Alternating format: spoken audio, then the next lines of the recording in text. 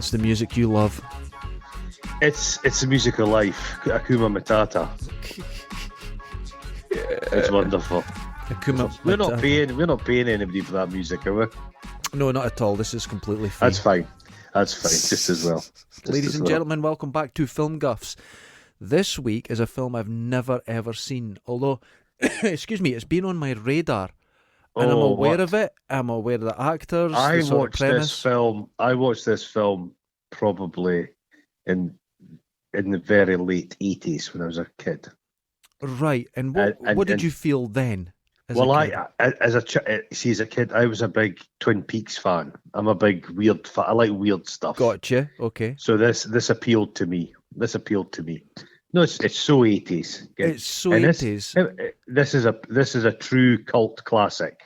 And, you know, instantly when it started, I realised something. It has that proper indie editing style where everything's... to be honest, this is a bit of a cut above a lot of the stuff. I agree, but it has the proper indie style to it. Yeah. This is a Criterion. This is a Criterion number, and it's got a Criterion edition. So it's like, this is a well-regarded film. And it deserves to be. It's an Alex Cox. Do you remember? He used to do like that weird kind of film program. Yes. He's a strange-looking guy. He's a strange-looking guy. I don't know if he directed anything else. I think he maybe just directed this. I had always the opinion of the stuff that I did see him do. I was never impressed. I really... No. But I think he's quite well regarded now. Like, he teaches and everything. Just a kind of one-hit wonder. Everything came right for him. It's like, I don't know if you ever seen Donnie Darko? Yes, I love that. First film, great film. The guy just cannot make a second film. Everything else he does is utter shit. You know what that is? How old was he when he made it? Oh, he's a young guy. So he's got this energy. Yeah. And he's got these great ideas. Remember that? Remember that? No, I don't. I'm just powdery and dry now. You're too lacking energy to even remember the times when you had energy. Exactly, I don't care anymore. So this director, Donnie Darko, what he's done, he's thrown everything at it. It's like first albums are always, they've got something special because you've spent a lifetime writing them. Then in 2 years, you've got to beat it. Do you know what I mean? It's like, it's very hard to do, and I think that's what happens with a lot of directors. You know, their first films are just magical. There was that film, I think, It Follows as well. That's a great film. Right. And I think the guy, he's not being able to follow up on it at all. Yeah. Strange, isn't it? Yeah. Strange, isn't it? It's a natural thing. You keep getting chances in Hollywood. They always give you another chance. Yeah, it's a very if you're a forgiving director, time. they certainly give you a chance. Very forgiving time. Right, but it just starts so well. You know them. You know the music. Title yet? Repoman. Oh, sorry, Repoman. Repoman, starring Emilio Estevez. 1984. What a year! Jesus Christ. It's nice colours. It's like neon-y, bright coloured. The soundtrack for this is really good. Oh, Iggy Pop. Actually, it starts with excellent titles that you could see the director had influence in, because sometimes directors have nothing to do with the titles. No, but it's simple. It's a very simple... Yeah, you could see the directors went, no, I want a look. I need the green. I need the red. I need Iggy Pop over it. Punk. Yeah. It's punk. The music is kind of rockabilly kind of punk stuff. It's weird. Yes, it's that... there's that weird rockabilly punk thing that did happen for a while. Have you ever heard from a band called Rocket from the Crypt? Yes. Yeah. Yes, they're very good. It's not unlike that. It's not unlike that. It's very good. It's very self-aware music. It's beautifully shot. There's a mysterious car in the desert. Yes. It's stopped by Chips. Oh, remember the TV show Chips? You know something? I've never seen it. Mate, when I was a kid, I asked Santa, when I kind of been a wee kid, I asked Santa for a Chips bike and a Chips uniform. Oh, you didn't get it, did you? I didn't get it. Oh, thank God. And to this day, my life might have taken quite a different turn if I'd got that outfit. I don't see you in any form of law enforcement at all. No, it's as well. But I don't think maybe Chips are the smartest. They don't really solve crime as such. The Californian Highway Patrol. Yeah, that's true. They never come across well on films. No, there's a lot of different police departments in America, and I don't think much of them are any good. This seems to be the case. Well, in this country, the guys who are the drivers, the police, traffic cops, I think the other Polish kind of laugh at them a little bit. Oh God.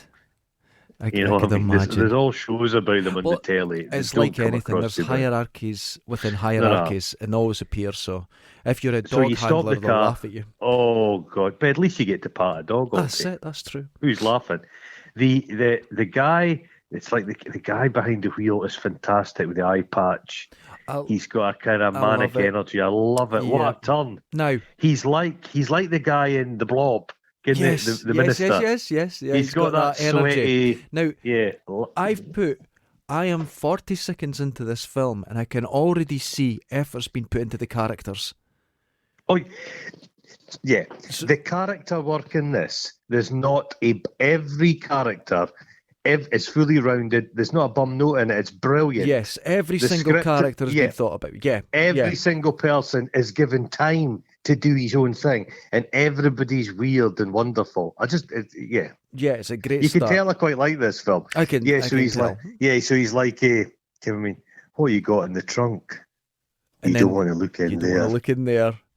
So the cop goes round the back, and he's like, "I'm going to look in there." He opens it up, and this light. And he's evaporated. He's just utterly evaporated. You see the X-rays just destroy him. I love a pair of smoking boots. A pair of smoking boots. It's very comic strip. That's a very comic strippy image, isn't it? It's like Marvel comic or something. Do you know what? Alex Cox.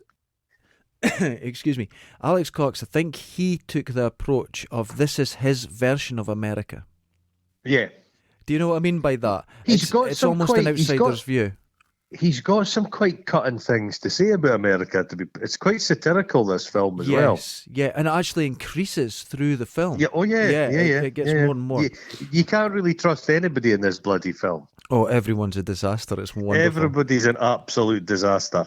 Yeah, the leather boots. So we cut straight to the supermarket, and there's a guy singing an advert. And as soon as I saw that, he looks like a Napoleon Dynamite looking guy. He's just spit out the phone Dynamite, yeah. And I thought this is actually interesting. We're seconds into the film, and I'm actually being drawn in already. Yeah. But the main thing about this scene is standing right next to him is a very, very young Emilio Estevez. He's got beautiful smooth skin, doesn't he? His skin is unbelievable. But what about his He's earring? got the hair. The earring. I knew you'd like that. Yeah. But his hair. He's got baby hair. It's like, when a little baby gets his first haircut. That's exactly what he's got. It's soft down. He's the most delicate. He looks like he sleeps in a vat of skin cream. Well, he would have to, because his generation were big glue sniffers.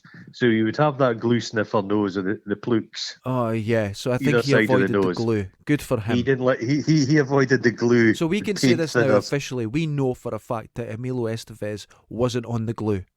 Charlie Sheen was sniffing glue fucking from the crib. In the womb he was sniffing the glue. Oh my God. But he's so angry. I love it. His character, he just doesn't give a fuck. Doesn't give a fuck. And like you say, his pal's got great character work. Is he called Kevin? That's his wee bro. Yeah. They're filling shelves, and you see it throughout the film. It's like these non-labelled foodstuffs. You know, everything's just got own brand labels. I love it. The thing is, in the early 80s, that was satirical. Yeah. But you remember Tesco's came out with cans with just beer written on it? And a bottle of whiskey. I mean, they did it. But you see, back in the day, people had more snobbery. So I remember I was in Pound Stretcher years ago, and there was a couple of ladies, and they were taking their stuff and they're putting it into Marks and Spencer's bag. Mm-hmm. Yep. You know what I mean? They're embarrassed. That doesn't exist anymore. Folk are quite proud that they've got a bargain. Your Lidl's and your Aldi's. But although I offered someone a Lidl's bag, I was down at the studio and I offered someone a Lidl's bag, and they went, "Nah, you're okay." Oh, for fuck's sake! Yeah. That's silly. No, but see, he's got that bit. I remember I worked in a supermarket when I was a kid. Working in a supermarket is shite. I could only imagine. So I felt like Emilio Estevez. I didn't do it. No, saying that, I did walk out of one supermarket job when I was a student. But as a young person, you just had to bite the bullet to keep packing shelves of biscuits. Oh, God. It's not good. It's no good. And I had a manager very similar to that guy, except he was a giant. He was this big, tall beanpole guy. But he was the same. Kind of the management class in supermarkets. Yeah. They're very on message. They're company men. Yeah. Very strange people. Yeah. He's trying to fuck him a little bit passive aggressive. I love the security guard. The security guard is wonderful. He could have a film on his own. He's itching, yeah. He's like he comes in like Jesus in The Big Lebowski. Yeah, you know what I mean? Yeah, he just jumps onto the screen. He's basically itching to shoot somebody. Oh, it's a wonderful start. There's a lot of people getting flipped the bird. Estefans gets sacked, and then his mate gets sacked as well. The security guard reholsters his gun with a twirl. I just fucking loved it. I loved it. It's quite a start to a film. It's quite a start. Yes. Yeah. So far we've had there's a sci-fi supernatural kind of mad element. Yes. And there's like an angry young man, a rebel without a cause. Yep. Disaffected youth, and that's all happened in the first 5 minutes. You're like, barely 5 hell. minutes. It's high speed. This film, it really is. Yeah. Even though it has like that cadence of a slow edit, like in an indie film, which used to, and people edit them deliberately now like that to give it an indie feel. Yes, but that used to be just sort of almost an error of editing, which made them very charming. There is a speed energy. It's not an 80s Coke energy. It's that dirty speed. And there is literally speed in it as well. So there is speed in it, yeah. And then he goes immediately after that, he goes to just goes to a mosh pit. Yeah. And he's crashing about with his mates. And they're all pleased to see each other, even though they're... and this is the thing. They're all really tough guys. They're all really smashing into each other like a mosh pit. They're having a great time, but they're all like, how are you doing? And they've all got diaries. They've all got diaries through... You see it later on, but they've all got diaries full of poetry. Yes, exactly. But he's in bed with a lady. That's an attractive right. young lady. Attractive girl. He's lying there. He doesn't give a fuck. She tells him to go and get a beer. What does he say? I think he's looking for She's like, Otto? Yes. Otto? Yes. Go get me another beer. So he goes away to get a beer. When he comes back, his mate, he's been cuckolded immediately. I mean, he takes it quite well. 10 seconds, and then he just goes, for fuck's sake. And I think he's going, for fuck's sake, I've got to walk home now. I think that's what was in his head, rather than, that's my girlfriend. He doesn't care. No, not at all. He's kind of, he's so bored with life. He's just looking for any kind of pleasure.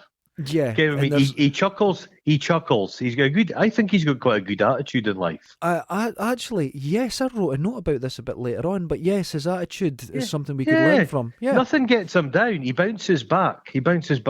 Then he goes and sits angrily on some railway tracks. God, I was waiting for him to angry dance at this point. I thought he was going to Kevin Bacon it, but he kind of does a little. He sings a bit. He starts raging about television and consumerism. He's fuming, and he just starts kicking. Have you ever kicked a can right along a road for a good distance when you're a kid? I don't think I've kicked anything in my life. I kicked a can. It's wonderful. It's soothing. Think I have. Is it? I remember kicking little stones. That counts, doesn't it? But I wasn't angry. A stone would count. No, I wasn't angry. It's just, because when you were a kid, you had one of those metal hoops you just used to push down the road in a stick. Listen, I'm like fucking 3 years older than you or something. Let it go. 3 years? Is it older than that? Is it? I think possibly. No, Jesus. I think it's 5, mate. Are you serious? 4. It's okay. So he just goes for this long walk. He walks all night. And then Harry Dean Stanton, the coolest. He just, fucking hell, this guy's cool, isn't he? The suit is cool. His delivery, he's just, fucking hell, I think he's great in a lot of things. But he steals movies. This might be one of his best roles he's ever had. Oh, it's just born for him. He likes amazing. Going. He's just this American guy. He's dead musical. He sings and does all kinds of stuff. He's like this kind of old. He was in a lot of kind of cowboy movies and shit when he was younger, but then he seems to. He was more than happy to appear. He did David Lynch stuff, and he's in this. Yeah. So he always loved taking a bit of a walk in the weird, and he had this strange way about him that kind of worked for it. But he's like, "Hey kid, you want to make $10?" Oh yeah, he immediately thinks it's, Yeah, he thinks he's going to get a finger in. He's going to get a smelly finger, but he tells him some cock and bull story about his wife's pregnant and he needs him to drive a car.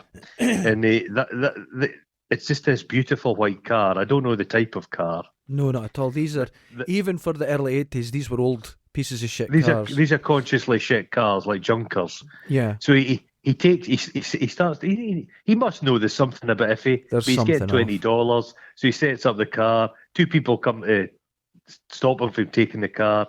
And he's pissing himself laughing. He's laughing. He's absolutely loving this shit. Because he can feel something. Yeah. And this is what it's all about. I think, this is my theory, right? Yeah. This was at the height of not consumerism in America, but the realization that they're in a consumer world, right? Yeah. And is this a reaction to Reaganism? Could you say? Yeah. Right. Okay. So this is the start of it. This is it. And what happens in these things is that people realize that the main thing they need is, as cheesy as it sounds, is looking at a sunset, connection with another human, adventure, and all these things are taken away. I have feelings. Feelings. Well, it's been said that I am a cold, distant person, but that was just by people I don't care about. Does that work? Okay. Yep. Which is 99.999% of the population. I hate everybody. You don't even like yourself very much. No. So he's kind of stumbled into this Repoman world. Yes. And he visits like there's always magic tree. There's a magic tree. I was thinking when I saw that magic tree, the person who invented magic trees must be fabulously wealthy. Beyond fabulously wealthy. Is it one wealthy. company to make them, or is there rip-off magic trees? If it's got magic tree on it, that's it. That's one company. Fucking hell, who makes it? I couldn't be asked researching it because I watched this film late night. But I think that's like all the biggest businesses in the world are the ones that are everywhere, but you don't tune into them. It's like the wealthiest man in this country. He's got two business, right? Tatties, and wooden pallets. Oh, pallets! Oh my God, yeah, absolutely. There's money in pallets. When you combine that with potatoes, fucking hell. I believe the term is in a gold rush, sell shovels. That's true. That's true. He starts a little conversation with the guy Miller, who's going on about magic trees. Yeah. And he's this kind of wise... A sage. He's sage. A yogi. He's a yogi. He's a yogi. He's a yogi. He's like mechanic guy. But he comes away with he's got some of the greatest lines in the film. He has some excellent They go into the office. They go into the office, which is very sweaty looking. It's now the thing is, I've been in offices like that. The place you work in, was it like that? They have small TVs on their desks and they've got beer. I thought I'd love to work there. But there's a couple guys standing there. There's a pimp guy, and he appears to be with Sunita, 80s Sunita. Did you notice that all the women in this are really good looking? Later on, there's some women that people would recognise from some specialist movies, shall we say. Well, there was one girl in particular I thought was rather spectacular. We'll get to her later. He's like that. Small TV. He goes, you're all Repoman, and they go, what if we are? And he just pours his beer on the floor, which is a great move. That's he's a little guy, but he's shown his dominance. But they like it. They like it. They think he's got some attitude. But while he's complaining about it, she's signed him up, so he's now a Repoman. He's got no say in it. I love the way. Was lovely, yeah. One of the characters, is it Light? He's called the black guy. He comes in, he's like that. Is someone pissed on the floor again? You're like, oh, brilliant. Honestly, that was like my work, yeah. Yeah, I wrote here, this was the best job interview ever. I would agree with that, but I would have to say I done a job interview once, right, where it was with the council, and I went down and people were queuing, and I went into the wrong queue. Went through the process thinking I was getting one job, was able to get it, got offered the job, and when I went out, someone had had a heart attack, right? And when I went outside, the people who were in the waiting room with the heart attack person went outside and were in a massive fight on who helped him the most. That's a council for you. People don't realise it's like when you work in the Dundee Council, you're like the Swiss Guard of the Vatican. It's a wonderful position. When you walk about ordinary citizens of Dundee, they have to get out your way. You're like samurai. You can just execute. If you work for the cleansing department in Dundee, you can execute people at will. It's funny because people do act like that. Yeah. Did I ever tell you? The car rental place, we hired out all the flatbed trucks to Dundee Council. Right, okay. And they would come in and get them replaced and stuff like that. And if anything went wrong, I would go out and swap the vans over and stuff. Yeah. And one day there was these guys, a whole squad of them up the top of the Law Hill. The van had broke down. So I went up and they went, it's broke down again. I went, right, okay.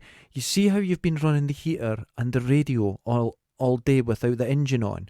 I said, don't do that. I said, I even put a note in it the last time. You've got to have the engine running. How? These were grown men, and I had to. I'm not even kidding. I went out 20 times swapping vans over because this is what they did. Thick as fucking shit. About 20 years ago, the council wanted to see if its staff were happy. So it wrote a questionnaire. I think they got some people in from south of the border who knew about questionnaires. Okay. So this questionnaire was put together. It was pretty simplistic. It was a multiple choice. It literally took 5 minutes to fill in. So everybody within the council, everyone got a questionnaire. The guys that deal with the parts and that, their union got back and said it's too complicated for the lads. So a second questionnaire had to be produced. A more simplistic questionnaire. Basically, it was as simple as it was unbelievable. Unbelievable. You've never seen. This is very true. This squad I'm talking about, the guy also came in and said, right, you're getting a replacement flatbed. And he came in and went, I don't want one. I went, but yeah, we have to replace that. That one's too old. That'll be getting sold. And this is a brand new one for you, all done up. Lovely, bigger, got more on it and that. And he went, I don't want it. That's mine. And the boss had to come out and went, this is not actually yours. This belongs to us, and we're swapping it over. So you've got this one now. And he was refusing to give us the keys and everything. He was the gaffer. Jesus Christ. Yeah, So yeah, that was Dundee Council. Yeah, Dundee Council doesn't have the energy of Repoman, the film, does it? No, it's not got the urgency. There's none of the urgency. There's no speed. It's more of a Dr. Zhivago kind of pace. Yes. Glacial. But so we're in the thing. The jail interviews went well, and then we cut back to the desert. There's a bit of an investigation. I love these guys in these hazmat suits are going about. Hazmat suits always mean business, don't they? Oh, aren't they good? I love a hazmat suit. Yeah, there's vans going about. You've got this very enigmatic agent woman with a metal hand. Oh, the metal hand. She's wonderful. She's like that, Tim. It just sometimes happens. People just explode. What natural causes. Natural causes. Remember there was this period of time where the people used to spontaneously combust. Yeah, but it seemed to be more of a thing back in the day. Is it just stopped? Yeah, it's because less people smoke now. They say if you smoke, but a body will basically, especially if you're a degenerate alkie, you just burn like a Yankee candle. Yeah, you'll burn in a few hours and you're gone. Yeah, you'll slowly, every little bit of you. It's cool. Quite cool. I don't think I'd smoulder. I think I'd explode, to be perfectly honest. You'd go, I would like just a leave a pair of on a plate. Like my steel toe cap, bang! Just like that, kid. The whole house would come down with me as well. Oh, the two Hitler Youth-looking motherfuckers, agents, they're a blonde. Oh, they're I think so there's good. a statement there. I think the blonde. Yeah, I think there's a statement. Fascist. Yeah. Then you cut back to Otto. He's sitting in the rain with his mate, Napoleon Dynamite, and he's got like a Vietnamese hat, one of those kind of. It's not nice. It's like speaking about like a coolie hat. I don't know. It's something like that, but he's sitting there, very strange, and just sat there, and they're just fucking about, just aimlessly. Yeah, but you can tell they're friends for life. And he tells him this weird dream he had.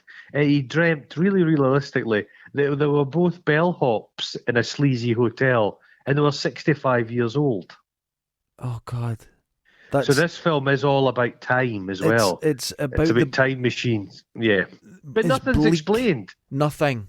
But that is so important. Don't explain things to us in films. Yeah, don't explain it. Make it enigmatic. Make it weird. And then he hops on a bus. He's going to Edge City.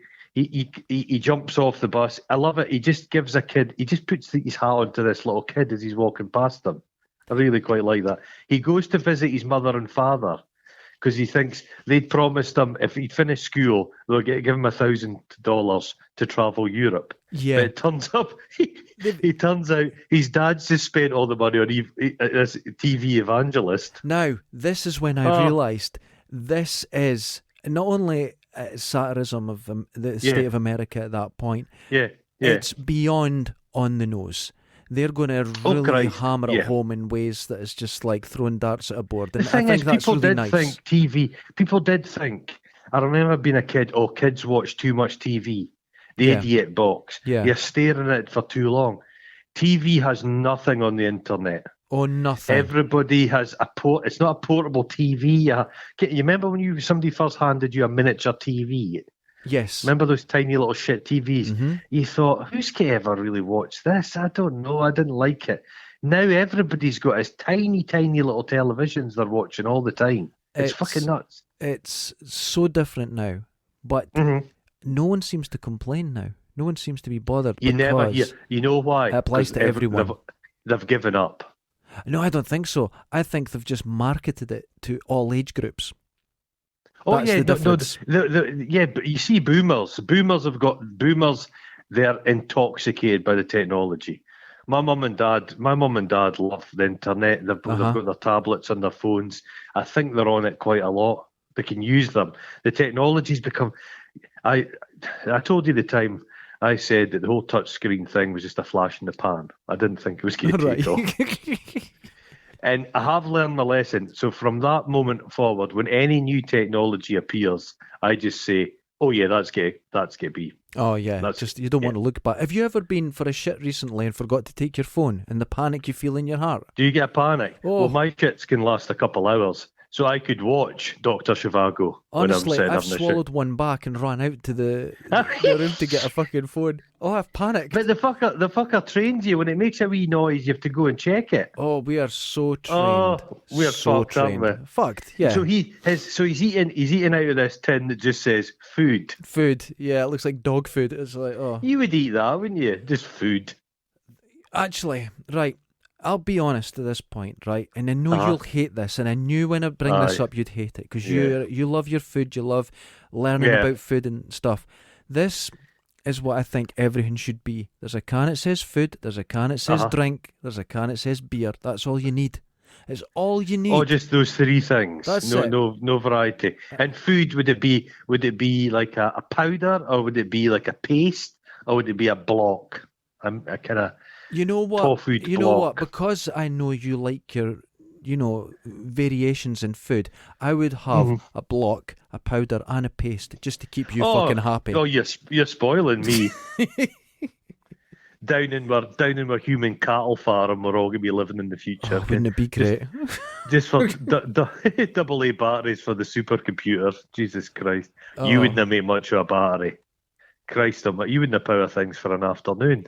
Listen, I can go without eating for a week, and you didn't even notice. I was fine. Never had food in a whole week, and I was fine. That's power for you. Yeah, like sloth, not a sloth, because you're quite high energy guy. Like I don't know. You know what I am? You know what I am? You know those little beta lights that don't ever go out? I think you have one. Little glowing things, key rings you get. Oh yeah, I do. And you can only see it really dim light, but it's enough. That's me. That's you just getting past. That's me. Never goes out. His dad says to him, "You're on the honour roll of the Chariots of Fire." He's like that, but he doesn't really get mad. He says he loves them. They look like they're hard to love, but he's got a job now. He's got a purpose, so he thinks, "Oh fuck, I might as well get involved with this repo shit." Cut straight to the car. And Harry Dean decides to be his mentor. Great. What a mentor! This is great. And what's the first thing that your mentor teaches you? Take speed. Yeah, takes a speed. He tells him to dress like a detective. He says, dress like a square. And he says, it'll make people think you're packing. Now, you know what? I thought that's a great idea. If you turned up someplace in a kind of ill-fitting suit and a clipboard and some people police. Shit. You think he's got a gun, but he's got a code. He's got this code. He doesn't like damaging the car or anything, and he says only an idiot would get killed over a car.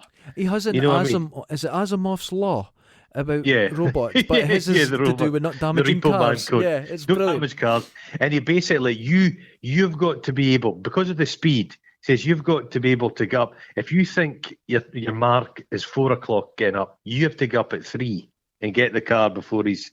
And he says, ordinary people, I fucking hate them. He just hates ordinary people. I love that. I love that. This guy. He says ordinary people avoid stressful situations, but he says repo men, they seek out stressful situations. Now, I told you we used to work at the cash, and I'd done night shifts. Oh, was that stressful? Just temporary, and it was stressful. But very quickly, you start growing a beard, you don't mix with normal people, and the people at night time are very different to the people at daytime.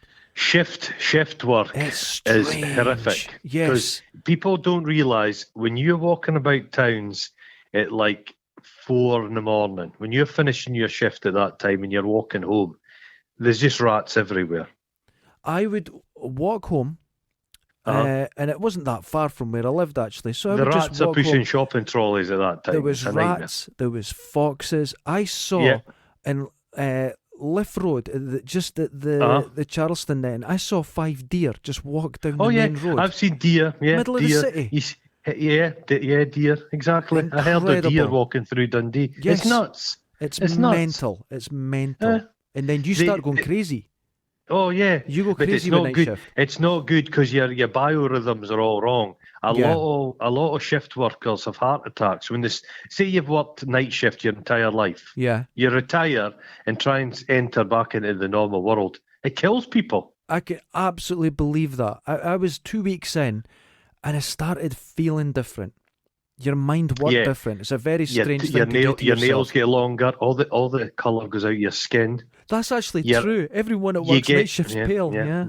You get eyes like a cat. Oh God.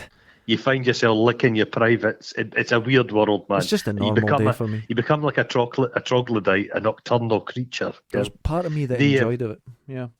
So then you go to that. It's in so many films. It's like the LA, these like flood canals. Oh, that's the Los Angeles River. They're brilliant, aren't they? And it's a little puddle, but occasionally floods, and they need it for that, yeah. But they just use it. There's so many road races been on that. It's an endless thing. It's a wonderful place to shoot. They're like storm drains, and you meet their nemesis, the Rodriguez's. Oh, the Rodriguez brothers. They're and they have a kind of drive off. It doesn't look particularly dangerous, but I love it. He's insult for them. He calls them gypsy dildo punks.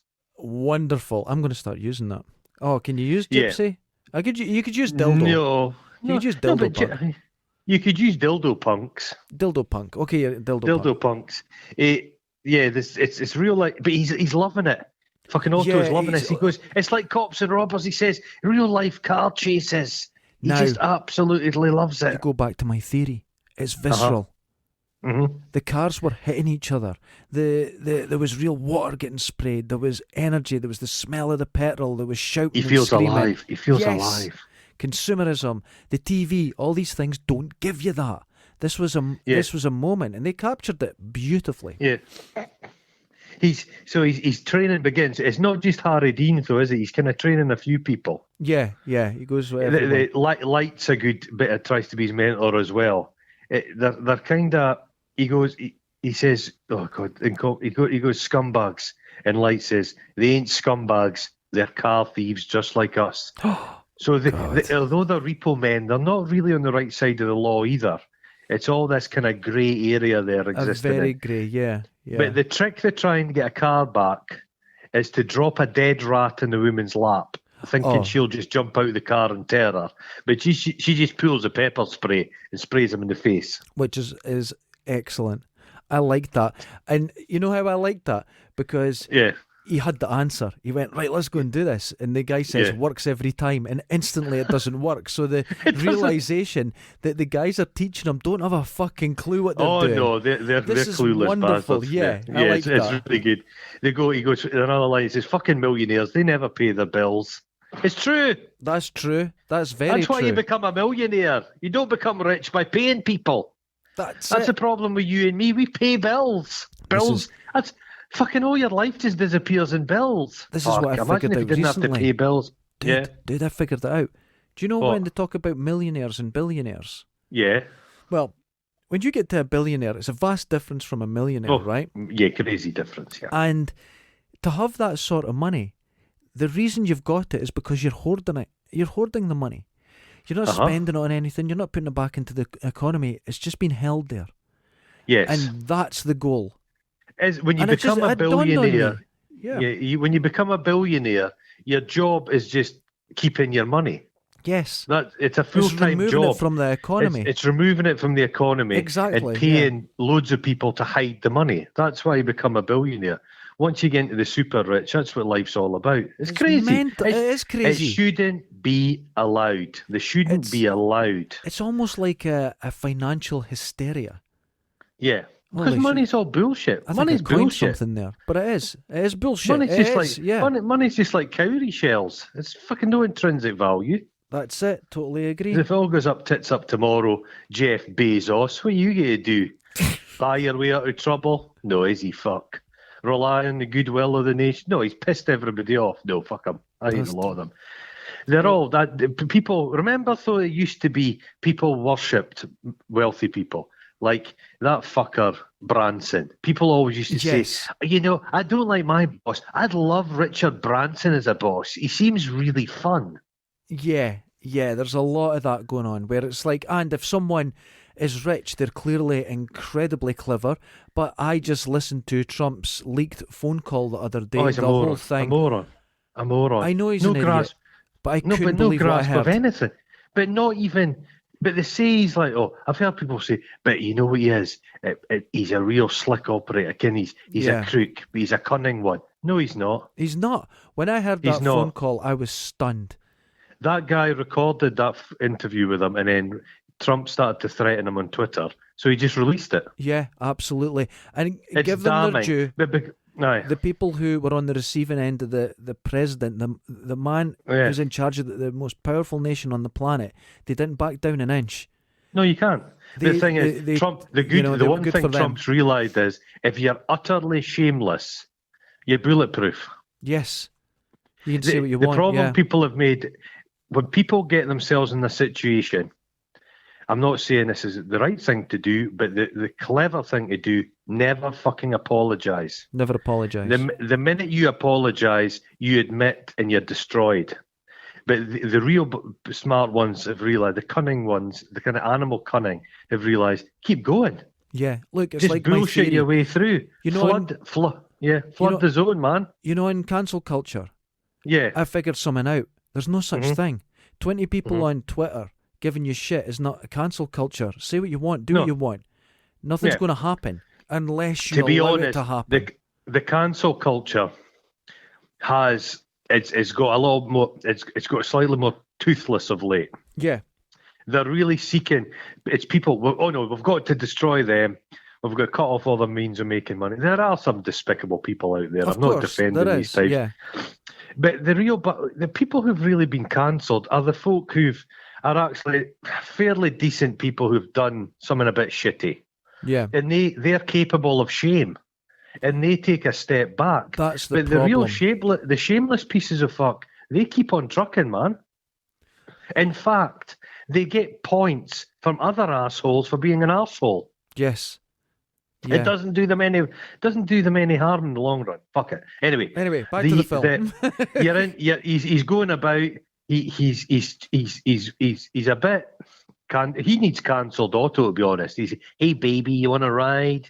Crashes into some trash in the street, and you meet this old lady, this old English lady. That's right. It's a very and she's wonderful. Just this tiny little piece. Do you think it's like Alex Cox's mum or something? That's what I was thinking. Yeah, there's just very unusual. And he meets this woman, and she shows him a picture, and it looks like a bucket full of cock. It turns out these are alien babies, the dead aliens, and she's in a secret network, and we learn it's in the back of a Chevy Malibu, and she's part of a cell that's wanting to uncover this alien stuff. There's this whole thing going on. She's part of the United Fruitcake outlet. They go. But this is when we meet the three robbers. Now it's three friends of Otto's who go on just a robbing spree around the city. And they get involved later on. But what about the girl with the mohawk in it? Isn't she just stunning? I just thought she was stunning. Yeah, but that's a girl he was in bed with, is it? Or is that a different girl? That's a different girl. Oh, yeah. They're a gang. They're one of these punk gangs. But the thing is, a lot of these punk people were quite middle class. Very much so. Very much. The whole punk thing started. It was an art school thing. It was like the new. Funnily enough, this is why I want art schools to shut down. Well, no, but the New Romantics, who were just it wasn't for me the look. No, but they were that was a working class movement. The New Romantics, Spandau Ballet, and that were all Brummies and shit. Mental. All had northern accents. Yeah, subcultures. Was there any punk? There was one punk in my hometown, and he had a huge Mohican and a pet rat that used to sit on his shoulder. Someone we know who lives in a van, I saw a picture of him with his Mohican, and it was about 3 foot long. It was massive. How about that? I bet he'd had glue sniff. Flukes in the end of his nose. Yeah. You think so? He probably tried to sniff a Pritt stick. I think he'd be more of a WD-40 man. Oh, you get a perfume, you get an aftershave as WD-40. You do, and I think it would be. I think the ladies, if I was wearing that, I think the ladies would go, "Oh, that's as good as your Africa." Yeah. So they know that there's 20 grand on this Malibu car. So that's the MacGuffin of the thing. Everybody's out looking for this bloody thing, and that makes them suspicious as well. They're like, "There's something about that car." So is it drugs? Is it what is it? We need to know. You see a great light shows them how to basically steal a car, and if you were watching it, you could have learned how to hotwire a car from it. It was quite good. He's got his briefcase. Wasn't it quite good? I'd love a briefcase like that. It looks like you're going to work in an office. When you pull it open, there's a gun. There's a lot of people in Dundee have got a briefcase, and you know there's just a evening Telegraph and a banana in it. There's nothing in it. We hear about it's like it's all about the lattice of coincidence that lies on top of everything. And the Svengali guy, the sage guy at the work, he says it's all part of a cosmic unconsciousness. He says the Bermuda Triangle, UFOs. He says people get caught up in the specifics, he says. They don't see the bigger picture. Yeah, flying saucers are really time machines. And he says to him, he says he does his best thinking on the bus. This is the best line in the film. And Otto says to him, but you can't drive. He says, the more you drive, the less intelligent you are. Now, and I don't drive. This bit. I underlined this bit that you would bring this up. It's intelligent people who drive. The people who are lacking a bit, that's you. No, you see, I don't drive. I don't drive. So if I get into a car, I'm being driven. So I always have a chauffeur. Is that the way I'm like Alan Sugar. When you're on the bus, you go chauffeur, press the bell, service please, ding, ding, ding, ding, service. I'm never on the bus because I surround myself with people who can drive. See what I mean? I don't know if that's just like you think you're intelligent or there's some form of mental illness. Well, I'm not. Yeah, I'm a parasite. I'm getting people. I'm like a billion. I'm living a billionaire lifestyle. Parasite. There you go. Parasite. Well, we're on the same page now. I agree with your theory. There's where have we got to? We've got to. It's all getting a mishmash. You've got the repo men are kind of looking for the Malibu. He's cooked up with this woman. It's part of an underground. The Rodriguez brothers. There's a kind of to and fro with them. It's all happening. She takes him to this place where there's an alien baby on a plinth, and he tries to get a blowjob. It's rapey because she slaps him. He's quite the ladies' man. He just takes his trousers down and then giggles. Jesus Christ! She goes, we have a cell meeting in 20 minutes time. A cell meeting. Have you ever been part of a cell? No. The closest I've got to a gang or something is joining the RAC. I don't really have anything. No, neither have I. I was in the Cub Scout movement briefly, and it is a movement. Oh, God's sake! There was a lot of dubious leaders. That's all I'm saying. Poor you. They touched you, didn't they? No, they didn't touch you. Our leaders were kind of imbeciles, but they were pleasant chaps. But some of the other troops, oh dear. Hungerford. No, wait. That terrible shooting in Scotland? That was a kind of Cub leader, wasn't he? Yeah, it was. Oh God. No good. But so we hear about Harry Dean Stanton's dreams. He's getting used that 20 grand, and he's going to get himself a tow truck and a couple pit bulls, and he's going to set up his own repo company. Yep. And they're like, that 20 grand's not going to do that. He says, no. He says, what I've got in life is excellent credit. That's what your life's all about. And he doesn't like communists. No commies in my car, no Christians either. Brilliant no commies or Christians. That's a great line. Great line. You see the guy with the eye patch going about, and you can tell the car's basically killing him. Yeah. It's a like radiation. It's like it's oh God. You see the bit. He gets his car robbed with the Rodriguez's, and you actually see. Because Kevin, he's got himself. Everybody manages to bumble into new jobs. They're all at least there was work. At least there was work. That's good. But you see, Alex Cox is one of the people sitting at the picnic table. Didn't notice. So that was his Hitchcock. He's moment, Hitchcock. Yeah. He gets. Oh no! Did they not meet in a? Where did they go I'm now? Completely it's quite lost. a mad old. It's a total mess. I think at this point. Oh, there's a wonderful scene though. He's trying to repossess a car, so he's smooth talking this old black lady. She's got hair curlers. Oh, this is a great scene. He's working the magic, and then the door opens, and her grandchildren all come in. They're in a band. All 12 of them. And he's like, I have to get going now. Oh, that was genuinely funny. So he backtracks and he gets out, but he thinks, fuck this, and he still gets trying to steal the car. He hotwires it, but it's up on bloody. It's up on. Axle stands. So he's accelerating, and the wheels are just spinning. They all come out and kick the fuck out of him. They all come out. No, the greatest, the most ignominious hide in movie history. He gets beaten with a guitar. An acoustic guitar over the head. Oh. An acoustic guitar. They don't kill him. They don't kill him. But when he goes back to the other Repoman, they see he's got a bruise on his face. Oh. And they say to him, what's with the bruise? He went, nothing. And you tell us. And they get really mad at him and hold him.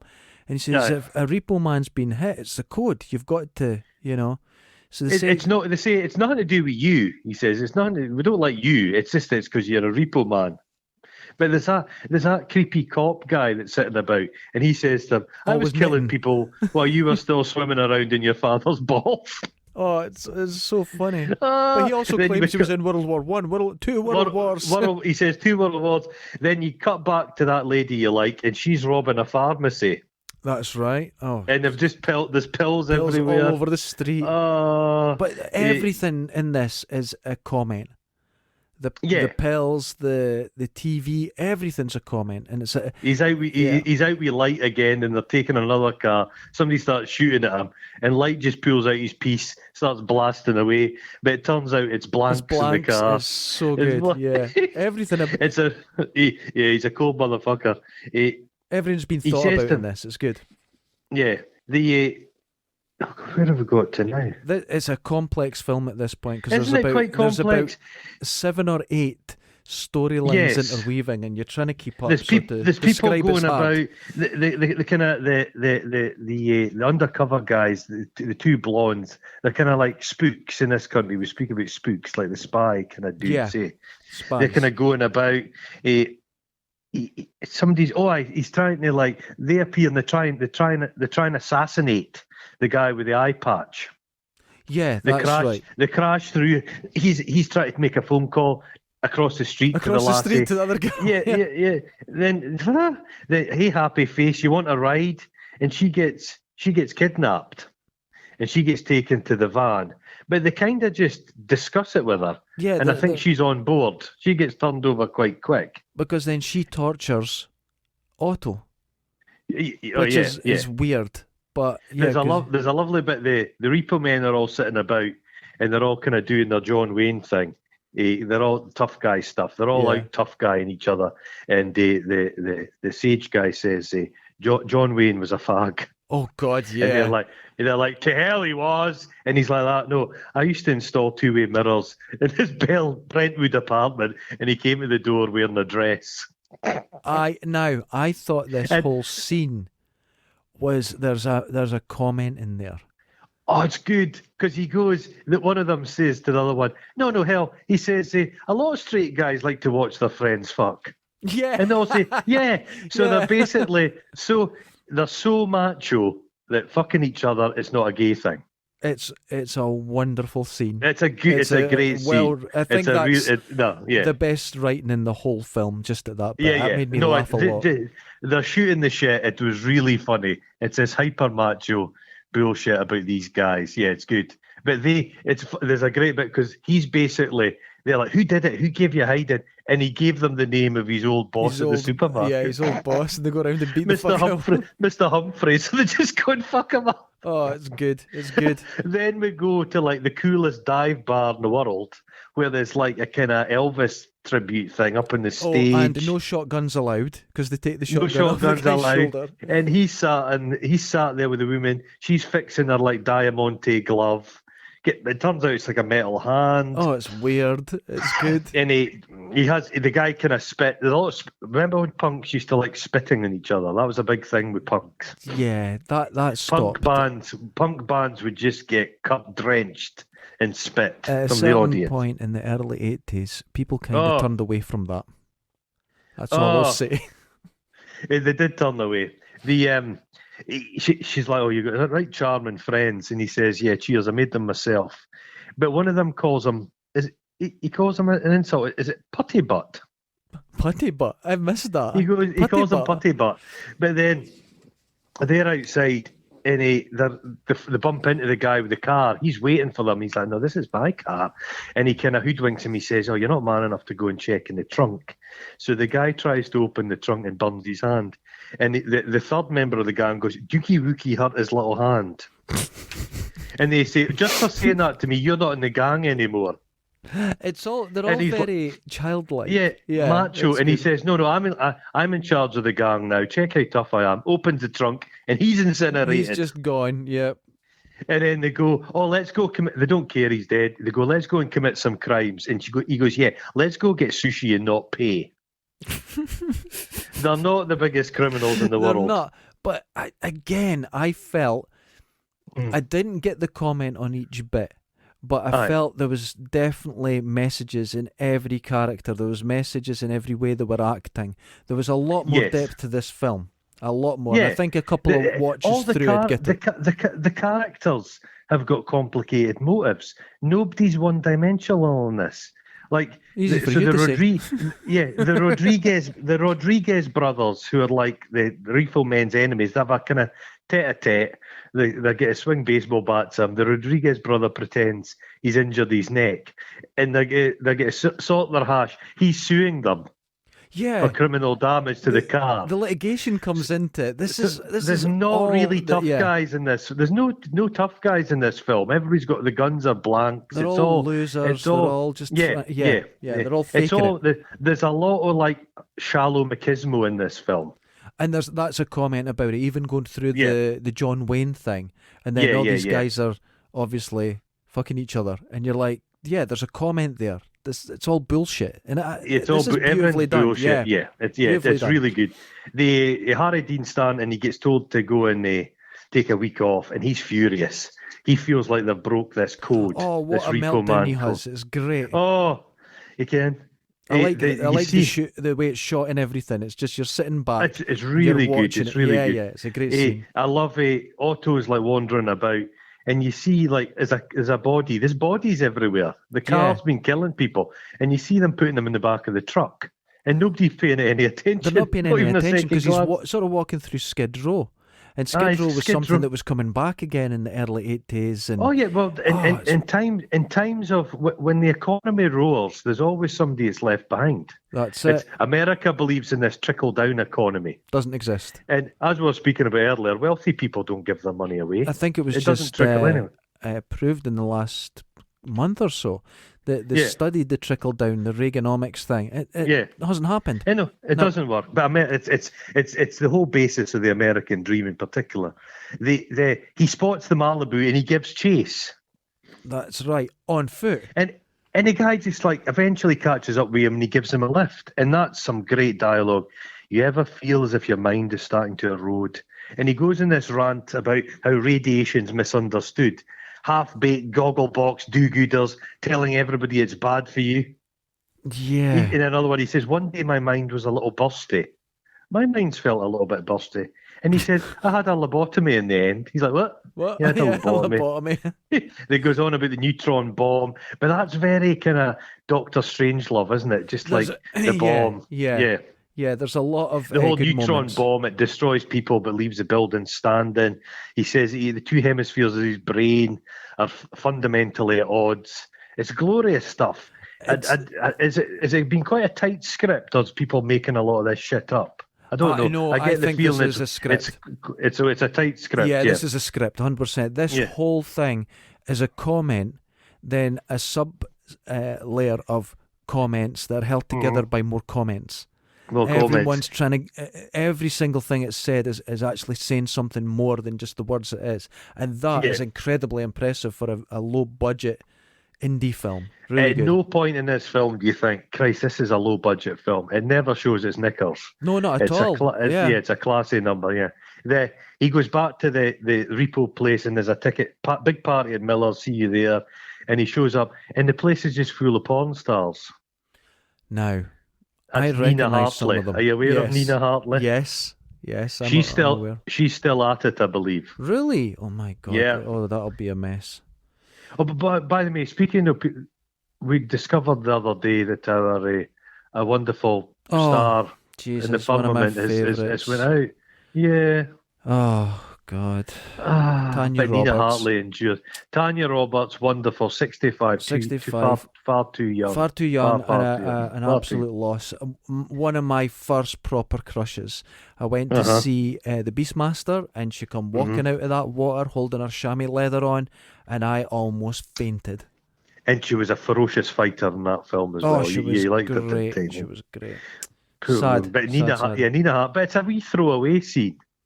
And it turns out he's one of the guy's wives. Oh God, your wife's hanging off Otto there. Oh, just like flies on shit. And nothing comes of that little interlude. Nothing. It's just a chance. I think I get the feeling Alex Cox, he likes surrounding himself with some of the kind of lowlifes. Yeah, some of the unusual characters. Yeah, the kind of the actors and lowlifes. They're not dissimilar to each other. All that people. A lot of the criminality and actors often move in the same circles. It's strange. Yeah, I kind of get it because I can't say who, but for some reason when I used to play live, there was particular people that would come to my shows, and they had a maybe unsavoury job description. Right. Okay. Now, because I was just a sort of normal primary school teacher. Yeah, because I was a normal dude, they behaved. There was no nonsense. Because you're a civilian. Yes, absolutely above board and everything. But these were real bad lads. And when I say I was at a gig and you saw them, fascinating stories, wonderful. But that's the only time you could be around them. If you're around them beyond that, it's not fun anymore. You could dip in and out to the weirdness. But you can't stay them, there. Yeah, you cannot do business with them. Because when you do business, you've entered their world. And then I was always treated with total respect. Never had a day's problem. But you were the biggest drugs mule in the country at one time. Because your orifice means you could smuggle. Remember when Fray Bentos pies were banned in America for a few years? Okay, you used to smuggle 30, 40 of them across there in the plane. I had the fastest mountain bike in Lochee. It was like the Dukes of Hazzard. It was like Smokey and the Bandit, but on a mountain bike. So Harry gets his hands on the Malibu. He does, and he's quite hurt. The Otto's he thought he was going to be his mentor, and they've kind of fallen out a little bit. And there's kind of like a nice wee kind of bit where they're like chatting away to each other, and they come to again, and it's all fine, and they've made up. Yeah, and then we'll have this incredible violent shootout. Oh, what a scene! Is this the bit where the helicopter comes? Is this the bit you're meaning? No, this is a bit this is a bit they're in the 7-Eleven. Oh, right, okay. Now this scene. Mm-hmm. Oh my goodness. Actually, when it comes to violence, again, there's a comment here. Because when these guns come out, everybody gets fucking shot. Harry Dean Stanton gets shot in the lug. People are getting shot with shotguns. There's loads of glass getting smashed. When people get shot, they seem to fall onto glass, smash. There's bottles of whiskey and that. His poor wee mate gets shot. Gets shot. She's going to shoot him. And he's like, "Oh, do you think it's too late to get romantically involved?" And he says, "Stick with me. I'll make you a repo wife." And she thinks better of it, so she fucks off. Oh, she throws him some popcorn first. And his mate's dying at his feet, and he goes, "I knew a life of crime. I knew a life of crime would lead to this. Sorry, fate, but I blame society." And he goes, "You're a white suburban punk just like me." Yeah. And then he thinks you're going to make it. Oh, maybe not. Maybe and not. What about that dies. Death gurgle? Oh, what a death! It goes on for about 3 minutes. He's so funny. He's just this funny, poor little bastard. But there's one scene he says to his girlfriend, "Why don't we settle down and have a house and get married?" And she's not interested. Nah, she's he wants to be dead normal. Yeah. No, he's just a normal wee guy. They're incinerating. They see the bit. They find his dead body. The eye patch guy's died, and they just incinerate the corpse. A flamethrower there and then. Oh my god! Then they go to they go to the hospital. Oh, the whole hospital scene. Yeah, the whole. No. The guys show up. The two blonde guys, the two blonde FBI guys show up to like roust them at the repo place, and there's a big fight ensues. And the woman, the secretary almost bashes his head in with a. Bashes his head in. Oh no! What's the line? "Not my face!" Smash. And then she hits him, and he goes, "My face!" And then the rent-a-cop guy pulls his gun because he's with them. He's like that. He's upholding the law. Yeah. And Otto throws a whole pot of coffee in his face. It's and then he madness gets huckled at this point. He gets huckled coming out of the place, and then there's a torture scene. "Since time is short and you may lie, I'll have to torture you, but I want you to know it isn't personal." And he's in his little white pants. I think they've put bulldog clips to his scrotum. It's hilarious. It's a wonderful bit. But when he gets electrocuted, the camera sort of cuts out and you can't see what's happening. Yeah. It's so good. She goes, his wee girlfriend's like, "What if he's innocent?" And she's like, "No one's innocent." And they keep torturing. They're torturing him for the hell of it. Oh. But then the Rodriguezes appear. Yeah, they burst in with Uzis. So they're like, "Yeah, what's going on here?" It makes no sense, but they burst in, save him with the secretary from the repo place, and they just go out. They zap off. Oh, there's some great machine gun fire. There's zapping machine guns everywhere. There was two scenes. I missed this earlier. When the robbers earlier on were robbing the convenience store. Yes. When one of them runs out, he has a paper bag on his head, and he runs directly nut first into a bollard. And I replayed that 3 or 4 times. That was an accident. Oh, was it? And he left it in. And they left it in. Does the paper bag not fall? It falls off his head. He into it. If you get kicked in the balls, that's what happens. If you're wearing a hat, it just comes flying off your head. All the air that comes out your ears. All the air that comes out your ears. It looked like it'd been quite a fun shoot. It looked fun. They looked Imagine the fucking tall tales Harry Dean Stanton could have been telling you. Oh my God, what a character! You know what I'm saying? What a role. And Harry Dean's still lying in his bed, but he's watching the television, and he says, "Oh fuck, that's my car." He says, "I've got that." Oh. So the Rodriguez's and Otto fuck off out the place. But then you see Harry Dean standing, and the car's glowing green. Now it's just fully glowing, yeah. Fully glowing. And there's a great bit. So Otto finds him. And approaches the car, and it's glowing. Harry's in the car with his stookie in his head, but there's hailstones. Yeah, but this is some fucking weird shit. They're giant, sort of clear glass ones. Clear glass. They're having a discussion. He's like, "Look, He says, "I'm a loser." He says, "What have I got?" He says, "All these years, 15 years as a repo man, he's got nothing." He says, "Look, it's £20,000 this car." He says, "We'll split it 60-40." So they kind of, he's like, "Only an asshole would get killed by a car." And then Harry Dean does this weird thing. "Come and get me, copper." He says, "I'm well armed and I know where you live." That's what I wrote down. And I underlined it because that made me really laugh. I'm well armed. Oh, it was just so good. And now they've got the car, and there's the guys in the suits trying to approach it, and there's an eerie kind of force field. So the actors are doing great mime work. Wonderful. I'm loving it. A guy catches fire.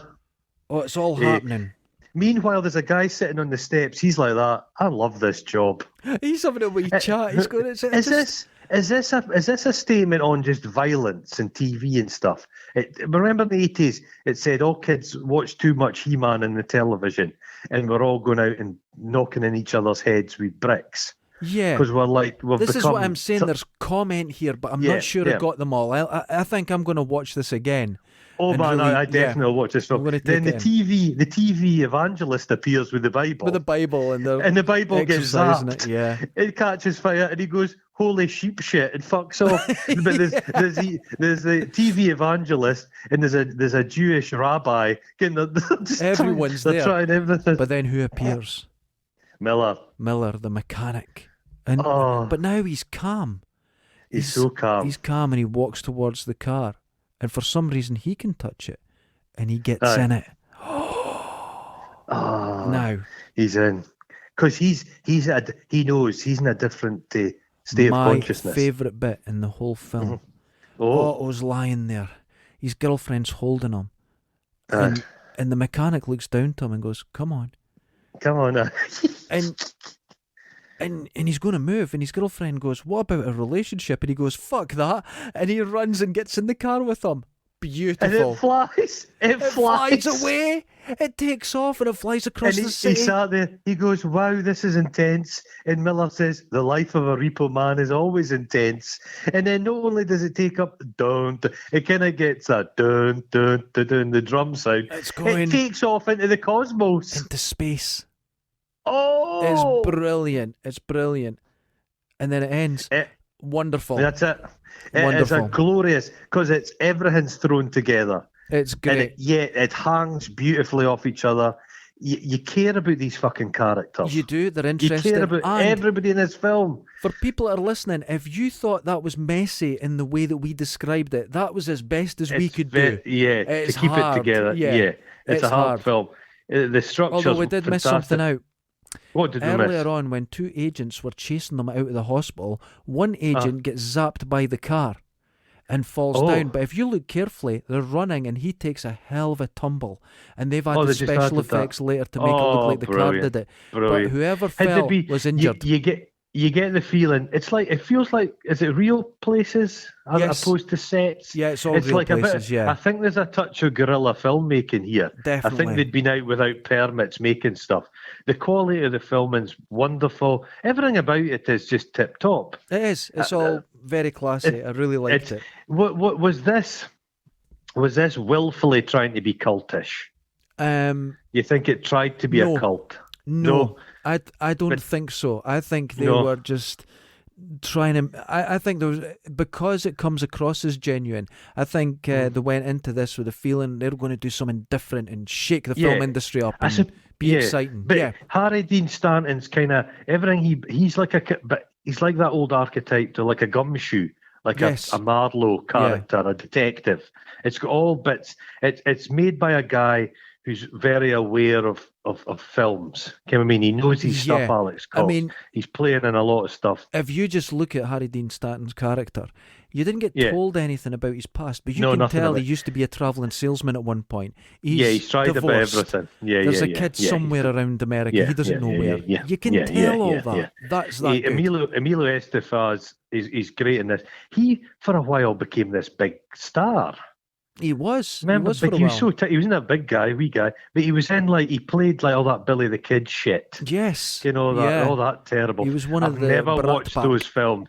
I've never watched those films since they were out. I've never seen them. Young Guns.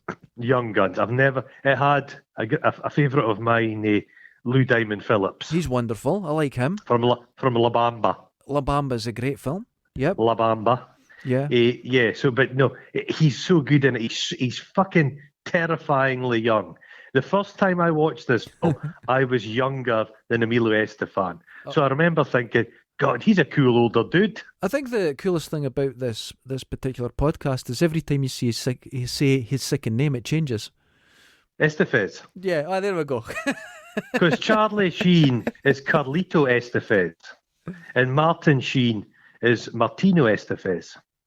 They're Mexican, but European Spanish descent. I think they're quite posh. But Charlie Sheen's a human wreck. Emilio Estevez has become more a kind of behind the scenes guy. He's done some great direction. But he's fucking cool. He's cool in this film. It's a great film. This is a performance that'll just, it'll just be there forever. This is a performance that I think a lot of people, because I was thinking about it. Have I seen a performance like it before it? No. Yeah. And have I seen performances like it after it? Yes. I think a lot of actors are very aware of Emilio Estevez in Repoman, and they will take a lot from that.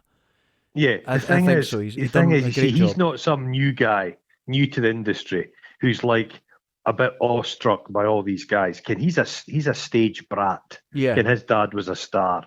He's known a lot of these people, but he's probably slumming it a little bit in a low budget film, to be honest. Right. He'll have been on the set of some far bigger enterprises growing up. He'll have known some big stars. But no, he's really good in it. He's never been better as an actor in anything, to be perfectly honest. No, but Harry Dean Stanton, but everybody liked the bullshit. There's a bit. Great. I love the bit where he's kind of giving all his philosophy, how he beds all the women, and he's the fucking toughest guy ever. And Estevez, Otto holds him. It's like a wrapped present for somebody. He just throws out the card, and it's full of money. Yeah, it's all. Yeah, and that to me, everyone's a loser. It's all. Everyone's a loser in it. It's all the loser. It's the underclass. No matter how hard they try, they'll never get it. They'll never do it. They're all it's all bad. So suits. Clearly, we both loved this film. I'm gonna give this film 9.5 out of 10. I give it a strong 8 out of 10. Yeah, no, it's a really, really. It's great fun. It's only an hour and a half long. It's short, and this is the thing. You can't explain what's in it. It's packed. I really wish filmmakers would stop making fucking 2.5 hour films. Oh, God. You and I watched that Wonder Woman. That was 2 hours, 15 minutes long. No, it wasn't. It was 2 hours 40. No, fuck off. Was it? It was 2 hours 40. That's sure it was obscene. 2 hours 40. But that film was just... It was terrible. It was like unsalted bullshit. This in comparison, they packed in an hour and a half. Hour and a half was amazing. Shit. It was great. And it's got enough. Could you call it a sci-fi film? The sci-fi element just gives it an oddness, but it's not really about sci-fi. I think it's you could have removed the sci-fi element and just had them searching for a car with money in the boot. Do you know what I would call this? This is going to be bizarre. You go, sci-fi, is it a drama? You know what this is? It's a film. Don't need it explained. You don't need it pigeonholed. Take it as it is. But some people, they like a certain thing and they won't step out of their reservation. You know what I mean? Right, understood. There's some sci-fi guys and they're not gay. Well, I'm not one for kitchen sink dramas particularly. But no, this film, if you don't like this, you're a little bit dead inside. And you know what watching this film made me? It made me feel quite youthful again. Well, that's a good thing. there's a touch of nostalgia about it, about the 80s. The 80s, we've got, this is going to scare you, we have got to that sentimental notion of, because I lived through the 80s, and the 80s were primarily shite. They were shite. But looking back on it, we're getting to that age, it's distant enough, we're starting to have the rose-tinted glasses about it. I have been thinking about this cool recently. Again. What's happening? You know what it is? I am not a nostalgic person at all. No, neither am I. In any way. And I was thinking about, why is nostalgia such a big thing? There must be a purpose for this. There must be a reason.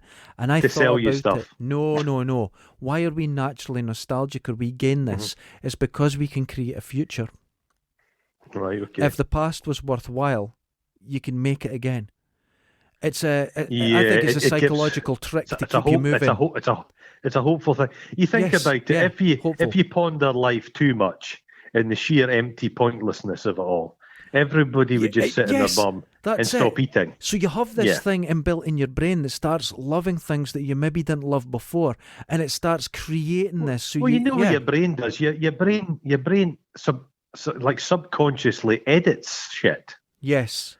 And it goes through your memories and removes stuff that's a wee bit unpalatable. Or you think of yourself better than you actually have been. Like, I was surfing once, and a loose fishing net caught round my legs and my waist. And I got held about 3 inches. My face was 3 inches under the water, and I couldn't get up. You're looking up.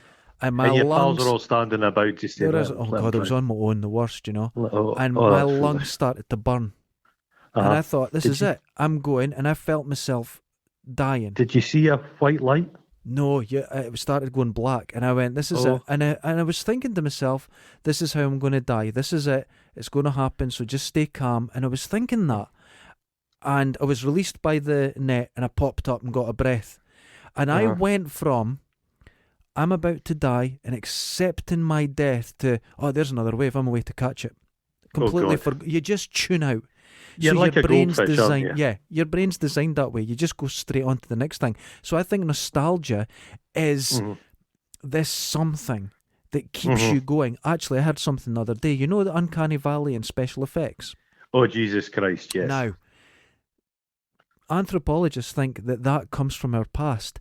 There was something that was very close to human but wasn't, that made us scared, and this is this fear, because they're finding the uncanny valley effect. No matter where you go in the world or what culture, people have the same close reaction. To human, another version, another sort of biped, another, because there was loads of kinds. There was a period of time. There was a lot of us going about. Those wee guys, big Neanderthal man, and modern man cohabited for a long time. They think they had nookie with each other. Well, and I think Dundee, but the look of some of the faces, Dundee could well be still a Neanderthal settlement. I think they did interbreed, didn't they? Yeah, they interbred, that's what it was. And so this is what they reckon. This is why you show people around the world that have never seen a snake in their life, but if you show them a snake, they get scared of it. There's Did you try the cucumber thing with your cat? I would never do that to my cat. I'm not frightened of my cat. Well, my cat just sat on it and paid it no attention. No. But some cats freak out to fuck. But that's what it is. And I think this nostalgia thing, this is what you're feeling. It's a natural process. Natural. Well, I found it. It's not an ill-tempered film. It's not a cruel. There's no real cruelty in it as such. The villains are a bit villainous and cold, but all the protagonists are actually quite nice to each other. Really, I think they've done it. It's a lovely film. Yeah, they've done it through fun and really enjoy it. Your character. Oh, you have something. You have some of that giggling nature of Otto. I am Otto due to his attitude towards relationships. I can imagine you with that earring. Oh God, I've never had my ears pierced. My ears stick out. I don't want to bring any more attention to them. Hey, hold on. Here's an idea. 50th birthday, get yourself an Otto-style earring. The problem is, I will look like a certain person with a purple beard that's at our units. Oh. He's got a single earring. Oh, does he have a single earring? He has a single earring. But he's younger than you, isn't he? Oh. Yeah. I'm light. I'm light. No, you're not. Oh, come You're on. Harry No, Dean Stanton am I because of Harry Dean everything. Stanton? Because of every reason you could think. You're Harry Dean Stanton. You are. That's it. He's a pathetic middle-aged loser. Oh yeah, you've got a fair point. Screaming at people. Screaming at people. I have a code. You have your code. The VOR code. I'm not going to tell you, but I've got a code. You break the code all the time. This reminds me of something. I heard a little story that my new car that was sitting down at the units just last week has a cock and balls drawn on it. No. No? You don't know how that got drawn on it on the back window in the frost? I did see some shady characters walking about the other day. I was going to say to them, don't you draw that cock and balls, Kim? Don't you draw that cock and balls? Yeah, people need to watch this film. It's an hour and a half of your life. It's wonderful. Highly recommended. It's great. Yeah, give it a go. It's fucking... They just couldn't make a film like this now. No, they couldn't. No one would support it. Nobody. But they just couldn't do it with that throwaway kind of nature of it. Films have become weirdly professional and everything's by committee now, and they think far too much about everything. Too much, too clean. Just have a bit of fun. They're always thinking, who's this for? Who am I making this film for? Alex Cox didn't make this film for anybody. Exactly. He made this film. It's a personal thing. Yes, it's an hour and a half. An artistic enterprise, and it's lovely. Great fun. You can't go wrong. Highly recommended, ladies and gentlemen. I feel we can look them in the eyes again after Triple X, The Return of Alexander Cage. Oh God, that was a mistake. Which I think that pushed their loyalty to the limit. That pushed it, didn't it? I got only 3 threats. I thought it was going to be more than that, so it wasn't too bad. Yeah. Oh, anyway, everyone, wash your balls. Look after yourself. Thrice wash them. Go and take them out. Go and lie out in your garden overnight so the frost gets in about them. Because this is the first day of national lockdown, so keep washing. Everyone stay safe. Keep washing them. Get your partner to wash your balls. If you don't have a partner, get your pet to wash your balls. A cat tongue, I'm led to believe, is a very effective. Oh no, a goose tongue. Oh, have you seen a duck's tongue? Jesus Christ! I'd imagine they've all a got goose's teeth tongue. like on them and everything. Yeah. Oh, terrifying! Ladies and gentlemen, everyone, take care. Thank you so much for listening.